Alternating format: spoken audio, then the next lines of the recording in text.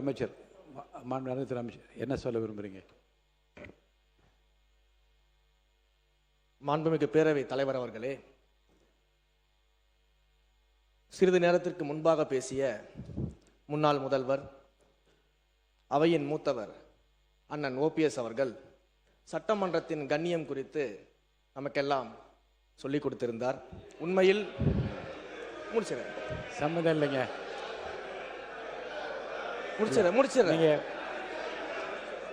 சொல்லிடுறேன். இல்லை என்ன அதையெல்லாம் முதல் முறையாக சட்டமன்றத்திற்கு உறுப்பினராக வந்திருக்கக்கூடிய நாங்கள் கற்றுக்கொள்ள தயாராக இருக்கிறோம். அதில் எங்களுக்கு எந்த விதமான ஆட்சேபனையும் கிடையாது. அதே சமயத்தில் அண்ணா சொன்ன கடமை கண்ணியம் கட்டுப்பாடு என்பதையே தன்னுடைய மூச்சாக வைத்திருக்கக்கூடிய மாண்புமிகு முதல்வர் அவர்களும் அதற்கான கருத்தை இப்போது தெரிவித்து விட்டார்.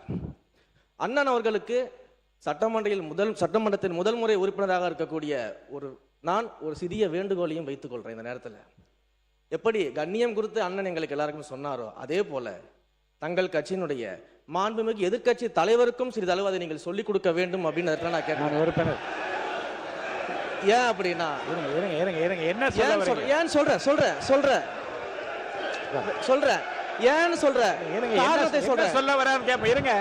காரணத்தை சொல்றேன்.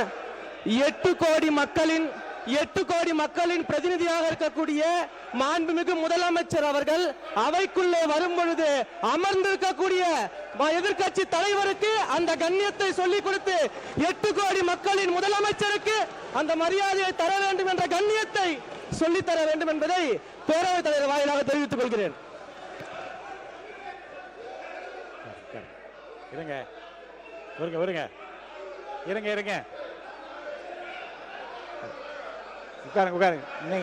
இருங்க வாங்க யாராவது ஒருத்தர் பேசுங்க. நீங்க பேசுங்களா? அவர் யாராவது ஒருத்தர் உட்காருங்க. யாராவது ஒருத்தர் இல்ல எல்லாரும் நீங்க இவருங்க எல்லாரும் நீங்க பேசுறதா இருந்தா வெளியில போய் பேசலாம். இங்க இருக்கவங்க யாராவது ஒருத்தர் பேசுங்க. யாராவது ஒருத்தர் இருங்க. ஒருத்தர் பேசுங்க. ஒருத்தர் உட்காருங்க. இருங்க. அவர் சொன்ன இருங்க. நீங்கள் அனைவரும் இருங்க. அவர் பேசுவதற்கு முன்பாகவே இருங்க பேசுறது. அவர் பேசுவதற்கு முன்பாக எல்லோரும் எழுந்து நின்று நீங்கள் எதை பற்றி பேசப் போகின்றார் என்ன என்று தெரியாமல் குரல் கொடுத்து கொண்டே இருந்தீர்கள். அவர் என்ன பேசினார் என்பதை உள்வாங்கி இருந்தால் அது குறித்து நீங்கள் தாராளமாக பதில் சொல்லலாம். அவர் சொன்னது நீங்கள் புரிஞ்சுக்கிட்டீங்கல்ல? அவையின் கண்ணியத்தை பற்றி அவர் சொல்லி நாங்கள் ஏற்றுக்கொள்கிறோம். அதன்படி நடக்கவும் தயாராக இருக்கிறோம். இருங்க சார், இருங்க. அவர் சொன்ன கருத்தை புரிஞ்சுக்கோங்க. மாண்புமிகு முதலமைச்சர் வருகிற போது எல்லோரும் எழுந்து நின்று வணக்கம் தெரிவிக்கிறோம். எதிர்கட்சி தலைவர் உட்கார்ந்தே இருக்கிறாரே என்று அந்த கணிதத்தை அவர் சொல்றாரு. தப்பா ரைட்டா? அது சொல்லுங்க. அதுக்கு பதில் சொல்லுங்கன்றேன். சொல்லுங்க. இருங்க. அதுக்கு நீங்க பதில் சொல்லுங்க.